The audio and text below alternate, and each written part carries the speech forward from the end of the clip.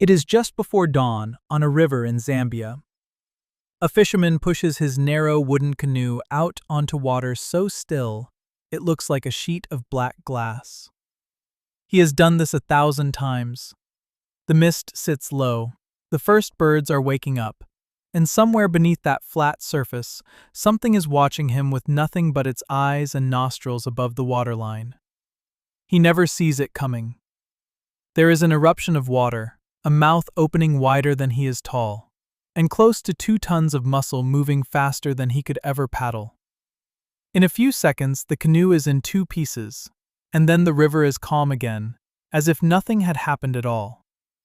Now, if I asked you to name the most dangerous large animal in Africa, you would probably say the lion. Maybe the crocodile. Maybe you would picture a leopard in the dark, or a charging buffalo, or a black rhino. You would almost certainly not name the animal we are talking about today, because this animal shows up on children's pajamas.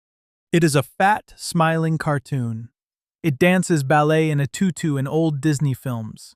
It is the roly-poly, yawning, harmless-looking thing you would swear could not hurt a fly. It is the hippopotamus. And by the most widely cited estimates, it kills more people every year than lions, leopards, and cheetahs combined. The gentle giant might be the single biggest lie in the entire animal kingdom. Today we are going to meet the real hippo, not the cartoon. The 2-ton, blood-sweating, whale-related, river-ruling animal that almost all of us have completely misread. And by the time we are done, a hippo opening its mouth will never look cute to you again. If you want the truth about the animals you think you already know, subscribe right now. It takes 3 seconds and it genuinely helps this channel grow. Let's get into it. Let's start with the thing nobody expects, the killing. For years, the figure you will find repeated everywhere is that hippos kill around 500 people a year in Africa, against roughly 20 or so for lions. I want to be honest with you, because this channel is about the truth, and not just a scary number. That exact figure is debated. Deaths in remote villages by rivers are rarely recorded in any official database, so nobody has a perfect count, and some researchers argue the real number is lower, or that bush elephants may kill just as many. But here's the part that is not in dispute, and it is the part that matters. When a hippo does attack a human, the odds of surviving are brutally low. One study of attacks found that the vast majority of them, around 87%, ended in death. Think about that. Most animals that are called dangerous still leave you a good chance of walking away. The hippo, when it truly commits, mostly does not. And for the people who do survive, the cost is often permanent. Hippo attacks routinely leave victims with crushed limbs, deep tusk wounds, and amputations, injuries they carry for the rest of their lives. In one part of Zambia, researchers counted dozens of people killed by hippos across just a handful of years. And those are only the deaths that happen to get written down. The thing to understand is that the hippo does not need a special reason, or a bad mood, or hunger. It simply needs you to be in its water at the wrong moment. So why does a vegetarian, an animal that eats nothing but grass, kill people at all? The answer is territory. A hippo does not hunt you, it does not want to eat you, and it gains nothing from your body. It attacks because you have entered its water, and its water is everything to it. Hippos are intensely, almost obsessively territorial in the river, and a dominant bull treats a stretch of water as his kingdom. A fisherman drifting overhead in a canoe is, to a hippo, an invader floating directly through its living room. And when a female has a calf nearby, that aggression goes to another level entirely.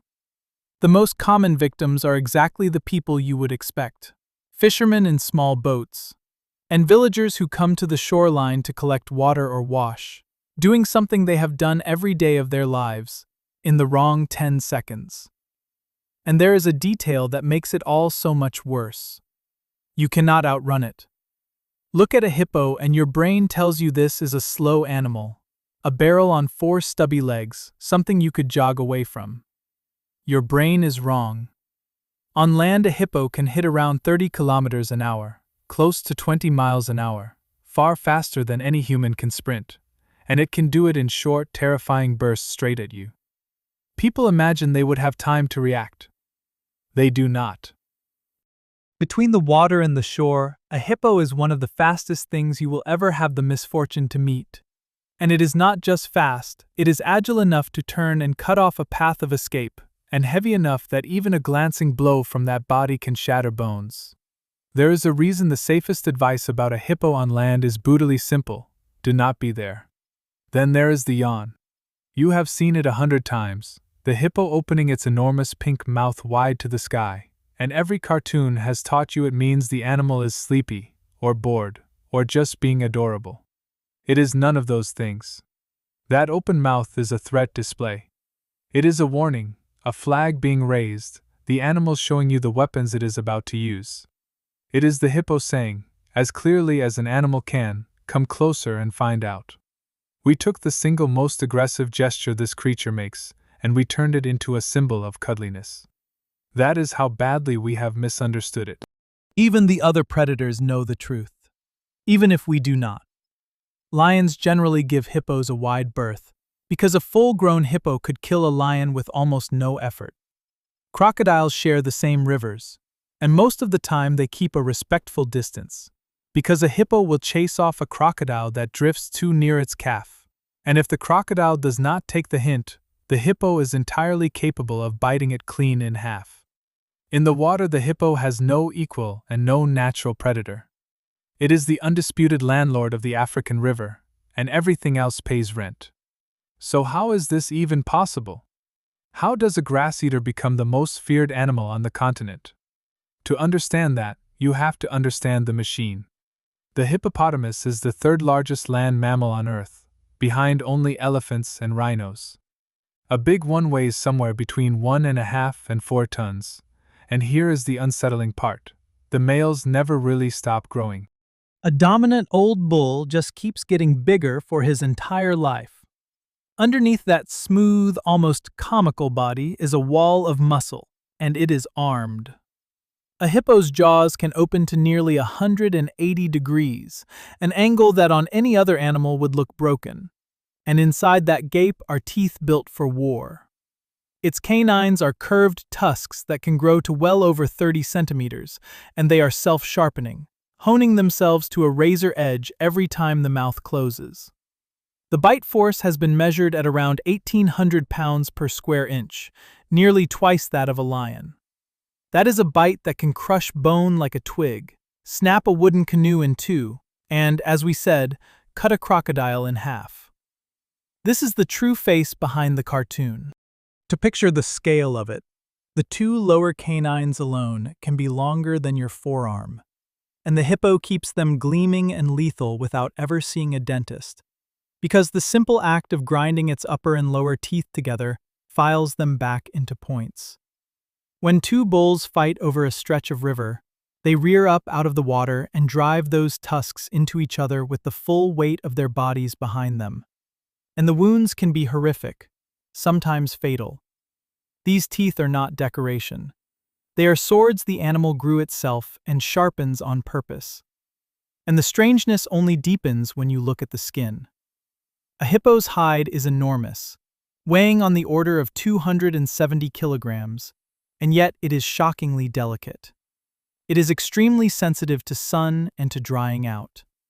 Leave a hippo out of water too long, and its skin will literally begin to crack. This is why they spend their days submerged, and it is also why they perform one of the weirdest tricks in all of biology. Hippos appear to sweat blood. Watch one basking in the sun, and you will see a reddish, oily fluid oozing across its skin, and for centuries people believed the animal was actually sweating blood. It is not blood, and it is not really sweat either. It is a substance the hippo manufactures itself, containing two acids with names only a chemist could love: hipposudoric acid, which is red, and norhipposudoric acid, which is orange. When it is first secreted, it is colorless. Then within minutes it turns red, then orange, then eventually brown. And it does two remarkable things at once. It absorbs ultraviolet light, acting as a natural sunscreen for that fragile skin. And it kills bacteria, working as a built-in antibiotic that protects the countless nicks and wounds a fighting hippo picks up. Scientists have been trying for years to copy it for human medicine and cosmetics, and have struggled because the moment you isolate the pigments they fall apart. The hippo carries a sunscreen and a disinfectant, blended perfectly, and secretes it straight out of its own body. Let that reframe the animal for a moment. This is not a dumb, filthy beast wallowing in mud. This is a creature running its own pharmacy through its skin. Researchers have spent years trying to bottle it, hoping a hippo-inspired sunscreen or antibiotic might one day protect human beings, only to be defeated so far by how quickly the pigments break down once they leave the animal. Nature solved the problem we still cannot copy. Now the water. Everyone assumes hippos are great swimmers. They are not swimmers at all. A hippo is simply too dense to float, its body sinks like a stone, and so it does not swim across a river the way you or I would. Instead, it walks and runs along the bottom, pushing off the riverbed in long, slow, almost graceful bounds, galloping underwater in a kind of moonwalk, and surfacing every few minutes to breathe. It can hold its breath for around 5 minutes at a time, and it does this even in its sleep.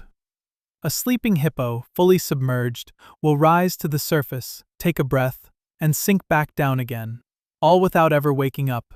An automatic reflex wired so deep it does not need a conscious brain behind it. Everything about the animal's face is arranged for this life. Its eyes, its ears, and its nostrils all sit high on the top of the head in a single line, so that a hippo can lie almost completely hidden underwater and still see you, hear you, and breathe, with only a few centimeters showing. That fisherman at the start of this video never saw the animal, because there was almost nothing to see. They are also far louder and more talkative than you would ever guess. Hippos are known for a booming, honking, wheezing call that rolls across the water and carries a very long way. And remarkably, they can make sound both above and below the surface, sending signals through the air and through the water at the same time, so a whole pod can stay in contact whether their heads are up or down. It is another quiet reminder that this is not a dull, sleepy lump in a river. It is a deeply social animal running a constant conversation that most of us never even hear. And now for the fact that quietly rewires everything you thought you knew. You look at a hippo and your instinct says it is basically a giant pig, or maybe some strange cousin of a cow. It is neither. The closest living relatives of the hippopotamus are not pigs, or horses, or any land animal at all. They are whales. Whales, dolphins, and porpoises. Somewhere around 55 million years ago, the hippo and the whales shared a single water-loving ancestor, and then that lineage split, one branch walking back onto the land to become the hippo, the other diving fully into the sea to become the great whales and the dolphins and the orca. That name, hippopotamus, comes from the Greek for river horse, but the name is a lie. It is not a horse of any kind. It is, in the most literal evolutionary sense, a land-stranded relative of the orca, a whale that never quite committed to the ocean and kept one foot on the shore. Suddenly all of it makes sense. The love of the water. The way it moves along the riverbed like something built for a world of buoyancy. The eyes and nostrils on top like a surfacing whale. You have not been looking at an overgrown pig. You have been looking at the whale's forgotten cousin, dressed up as a farm animal. For most of scientific history, people got this wrong too. Because hippos have that broad snout and those stocky bodies, biologists long assumed their closest kin were pigs. It was only when scientists started comparing DNA directly that the truth fell out, and it was strange enough that it took time to accept. The hippo's nearest living relatives were out swimming in the open ocean. Whales, it turns out, are not some separate branch of the tree of life at all. They sit deep inside the same group as hippos, and the two share quiet clues you would never guess from the outside. Almost no body hair and the habit of giving birth to and nursing their young in the water. Two animals, one that grew into the largest creature ever to live in the sea, and one that became a river tank in Africa, both tracing back to the same restless, water-loving ancestor. Honestly, this is the part that got me when I was building this video. It is one thing to learn that a hippo is dangerous. It is another to realize you were wrong about what kind of animal it even is. That the thing you filed away under cute and clumsy is a 2-ton apex river creature with the family tree of a whale. Let's keep going because the way it actually lives is just as surprising. For all that power, the hippo is a grazer. When the sun goes down, the animal that spent all day submerged hauls itself out of the river and walks off into the night to eat grass. And it will travel several kilometers from the water to do it, following the same trodden paths night after night. It crops the grass close and tidy, almost like a lawnmower, and puts away around 40 kilograms of it before dawn, which, for an animal that size, is actually a modest meal. Then, before the sun can burn that delicate skin, it walks back to the water and sinks in again. Day in the river, night on the land, for a life that can stretch to 40 or 50 years.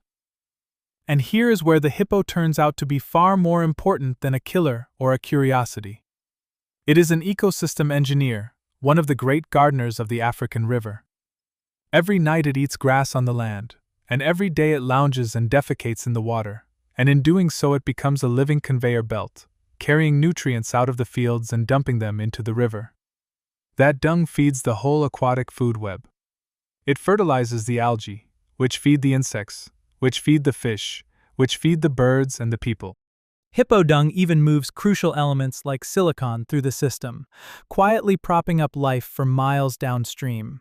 Their heavy bodies carve channels and wallows as they move, shaping the very structure of wetlands and creating pools that other animals depend on.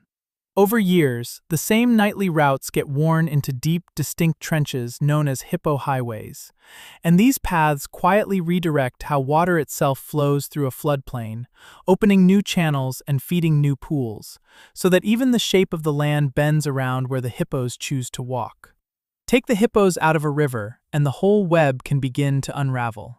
The animal we treat as a monster is, in its home, one of the reasons the river is alive at all. There is a darker edge to all that fertilizer, though, and it is worth holding on to because it comes back later in this story. In some African rivers, when the dry season shrinks the water down, and the hippos are crowded tightly together, all that dung can overwhelm the flow, pulling the oxygen out of the water until it triggers sudden, massive fish die-offs downstream. In the right amount, hippo waste is the engine of the river. In the wrong amount, in the wrong place, it becomes a poison. Remember that. Their social life is built around that water. Hippos live in groups, often called pods, that can number anywhere from a handful to several dozen, ruled by a single dominant bull who controls a stretch of the river and the females within it. He marks his territory in one of the more memorable ways in nature, spinning his stubby tail like a propeller while he defecates, flinging dung in every direction to broadcast that this water is taken. Rival males settle their disputes with those enormous jaws wide open, roaring and clashing tusks, and the fights can be genuinely deadly. The young are born into the water. A newborn hippo can weigh around 45 kilograms, is delivered underwater, and can suckle from its mother while completely submerged, closing its ears and nostrils to nurse below the surface, then rising for air within minutes of being born. And a mother hippo is one of the most dangerous animals on the planet, precisely because she is one of the most devoted. She will place herself between her calf and anything she perceives as a threat, and she does not hesitate and she does not bluff. A huge share of the attacks on humans come down to a person unknowingly getting between a mother and her baby, or a mother and the safety of deep water. The danger is not cruelty. It is love, armed with 1,800 pounds of bite force. For the first weeks of life, the calf stays glued to her side, resting on her back when she surfaces and hiding behind her bulk when anything approaches, and she reads any nearby shape as a potential threat to be driven off. To us, it looks like unprovoked aggression. To her, it is simply a mother refusing to gamble with her baby's life. We have known this animal for a very long time, and we used to understand it far better than we do now. In ancient Egypt, the hippo was both worshipped and feared. There was a hippo goddess Taweret, a protector of women in childbirth, depicted as a pregnant hippo standing upright, one of the most beloved household deities in Egypt.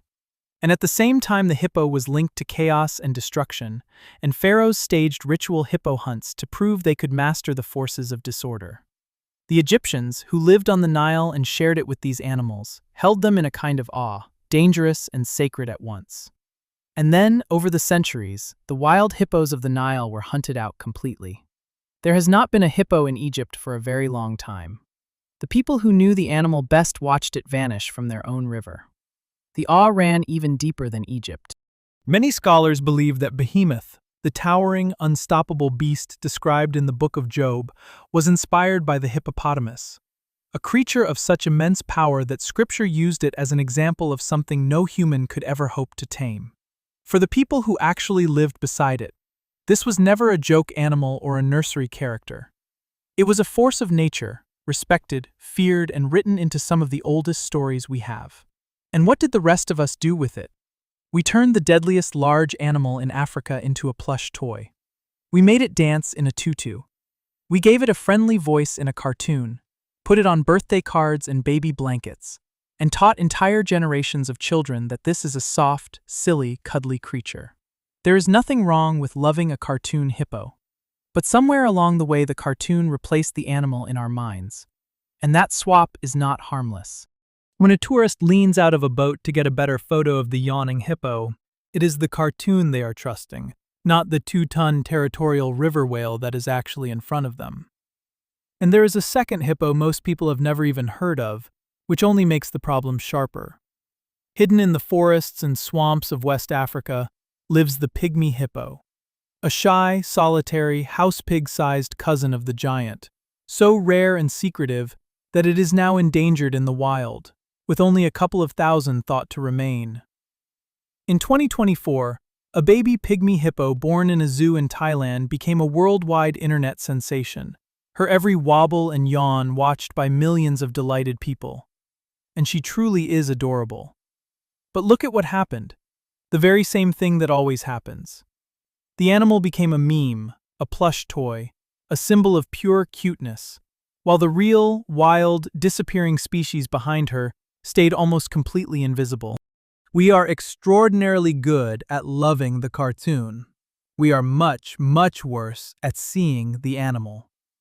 Which brings us to one of the strangest chapters in this whole story, and it does not take place in Africa at all. It takes place in Colombia. In the early 1980s, the drug lord Pablo Escobar, at the height of his power, built a private zoo on his sprawling estate. And among the animals he illegally imported were 4 hippos, 3 females and 1 male. When Escobar was killed in 1993, most of his exotic animals were taken away. But the hippos were considered too big and too difficult to move, so they were simply left behind in the ponds of his abandoned ranch. And there, with no predators, no hunters, no droughts, and a warm, lush, water-rich landscape that suited them even better than home, they did what hippos do. They bred. Those 4 animals became a wild, free-roaming population that is now spread through the Magdalena River basin, and today it numbers somewhere in the range of 1 to 200 animals, the largest population of hippos anywhere outside Africa. Every one of them descended from Escobar's original 4. Scientists have warned that, left unchecked, the number could climb past 1,000 within a couple of decades. And this is where the ecosystem engineer becomes an ecosystem invader. The very thing that makes hippos so valuable in an African river, all that nutrient-rich dung pouring into the water, becomes a poison in Colombia, where the local ecosystem never evolved to handle it. The hippos foul the waterways, alter the chemistry of the rivers, and compete with native wildlife like manatees and capybaras, and they pose a real and growing danger to the people who live and fish along the Magdalena. Colombia has spent years wrestling with what to do. They tried sterilizing the animals, but it is expensive and dangerous work on a creature that size. They tried capturing and shipping some abroad, and it went nowhere. Then, in 2026, the government approved a plan to cull as many as 80 of them, a decision that has torn the country in two, between conservationists who say it must be done to protect the ecosystem and animal rights activists who call the killing cruel and unacceptable, especially in a nation with its own long history of violence. There have even been offers from overseas to take some of the hippos in. It is a genuine mess, and it exists for one simple reason. Because we never really understood how powerful, how fertile, and how unstoppable this animal truly is. We thought we were adopting a fat, friendly pet. We accidentally seeded a continent. The details only get stranger. Because the whole population sprang from just 4 animals, the Colombian hippos are heavily inbred, which has left some with genetic defects and made other countries wary of taking them in. When a single aggressive hippo was shot back in 2009, a photograph of soldiers posing over its body caused such public fury that it froze the entire control effort for years. There have been proposals to ship the animals to India and to Mexico, and at one point the son of an Indian billionaire offered to house a group of them in a private zoo. None of it has worked, and all the while the hippos keep breeding in that warm, generous landscape, with scientists warning the number could climb past 1,000, even toward 1,400, within a couple of decades if nothing changes. A drug lord bought 4 animals for his vanity and left a country wrestling with a problem it may never fully solve. And here is the cruelest irony of all. While the hippo is thriving as an unstoppable invader in Colombia, in its actual home, it is in trouble. The hippopotamus is listed as vulnerable, with a wild population estimated at somewhere around 115 to 130,000, and that number is falling. They lose their habitat as rivers are dammed and farmland spreads, and they are increasingly poached, not only for their meat, but for their teeth. When international bans made elephant ivory harder to trade, hunters turned to the next best thing, and a hippo's tusks are exactly that, a substitute source of ivory. So the deadliest large animal in Africa is itself being quietly killed off, one river at a time, disappearing from the very place it belongs, even as it multiplies in a place it was never meant to be. The animal that inspired an Egyptian goddess is being ground up for the ivory in its jaws. So let's bring it home. Everything you thought about the hippo is roughly the opposite of the truth. You thought it was slow, and it can outrun you. You thought it was harmless, and it may be the deadliest large animal on its continent. You thought it was a big pig, and it is a cousin of the whale. You thought the yawn was cute, and it is a death threat. You thought it was dirty, and it makes its own sunscreen and antibiotic. You thought it was simple, and it fertilizes entire rivers and holds up whole ecosystems. Almost every single thing our culture taught us about this animal is wrong. And the one place we got it right, the ancient Egyptians who feared and revered it in equal measure, we forgot a long time ago. And that is really the lesson here, bigger than any single fact. The hippo is not a monster. It does not hate us. It does not hunt us, and it is not evil. It is a wild animal, doing exactly what a wild animal is supposed to do, defending its water and its young. The danger it poses to us is not really a fact about the hippo at all. It is a fact about us, about how casually we replaced a real and formidable creature with a cartoon, and how that gap between the smile and the truth is exactly the space where people get hurt. The world does not split neatly into scary predators and harmless herbivores. The most dangerous large animal in Africa eats grass, sweats sunscreen, sleeps underwater, and shares its family tree with the orca. We just never bothered to look past the smile. Maybe that is the real reason a video like this matters. Not to make you afraid of hippos, and certainly not to make you hate them, but to close the gap between the story and the truth. Because that gap is where the danger lives, for us and, in the end, for them. An animal you understand is one you can respect, protect, and give the distance it deserves. An animal you have reduced to a cartoon is one you will eventually get wrong, sometimes fatally. Think back to that fisherman on the still, dark river at dawn, pushing his canoe out over water that looked completely empty. It was not empty. It never is. And now you understand what was really lying beneath that flat, black surface. Watching him with just its eyes above the waterline. Not a gentle giant, not a cartoon, but one of the most misunderstood animals alive. So here is a question for you, and it is a real one. Were you surprised that the deadliest large animal in Africa is not the lion, but this? And which animal do you think has the most undeserved reputation of all? The most wrongly judged creature out there? Tell me in the comments, I read them, and I genuinely want to know what you think. If you made it all the way to the end, subscribe, because it means you actually care about what these animals are really like, underneath the story we were told. Leave a like if the hippo surprised you, and drop the name of the animal you want to meet next, the one whose reputation you think we have completely wrong. And I will see you in the next one.